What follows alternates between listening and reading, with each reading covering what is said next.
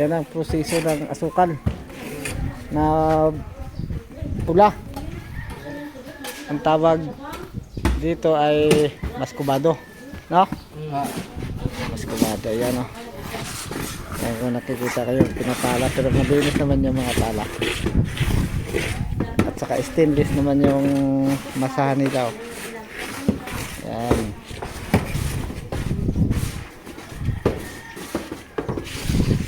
Pwede tikman siguro to, no? Pwede tikman.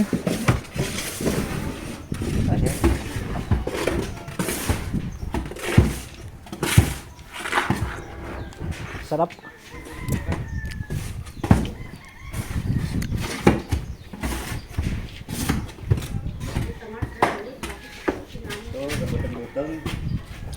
Gaputong-butong. Ayan o, nagabutong-butong sila. Tapos yung lutuan nila, ganito yun, mga stainless. Malinis ang lutuan.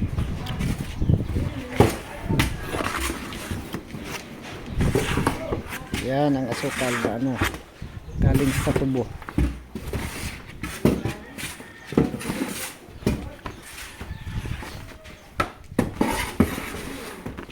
Mga 2 sako na siguro ito.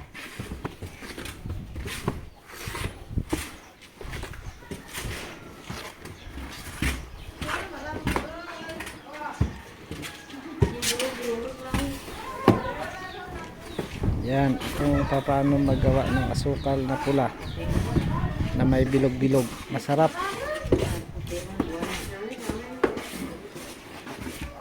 Uling lang, uling kahoy.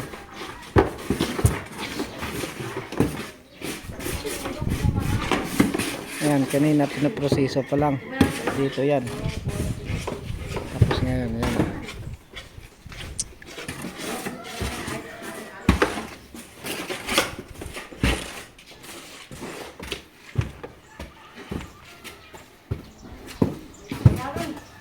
Yan, marami.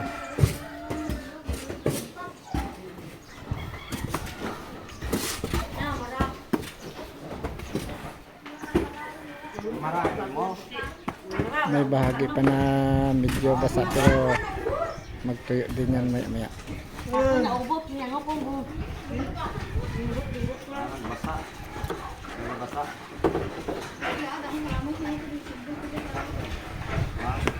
Gano na pala.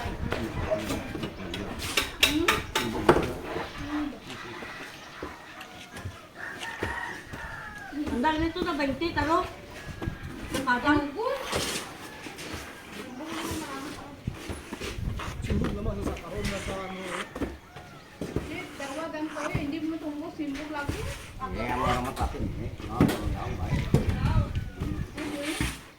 Kaya hindi ulit ka daw, baka lang. Kita tayo mo. Salamat sa pambutong. Tagpilang butong-butong nyo, te? Tagpila? Bamay, nagmara. Nagmubos sa buhat. Pura, mubos ka. Kung na nagmara ka no. Pura, mubos ka buhat. Ay namara na makuri. Sandala mo, butong pa. Buhat ka pa. Paano rin ko ate? Si Balong pasanda ore?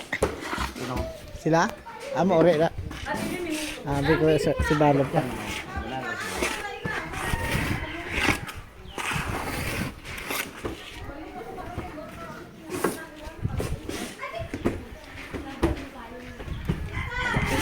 Sa mga anak na.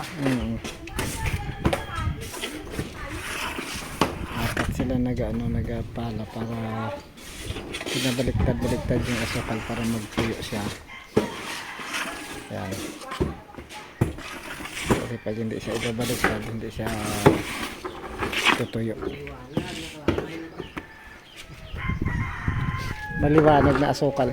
Ang ganda ng malinis.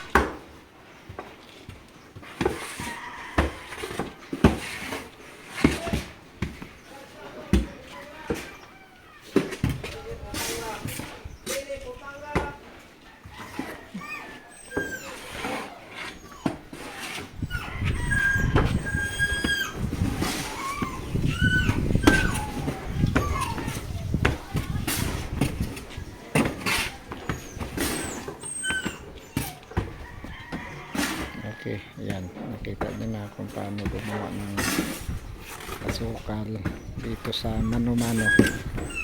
Mano-mano na paggawa.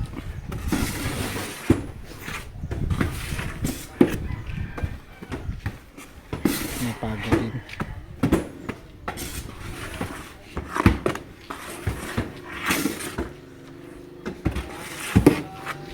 Ayan, pinapala lang yan.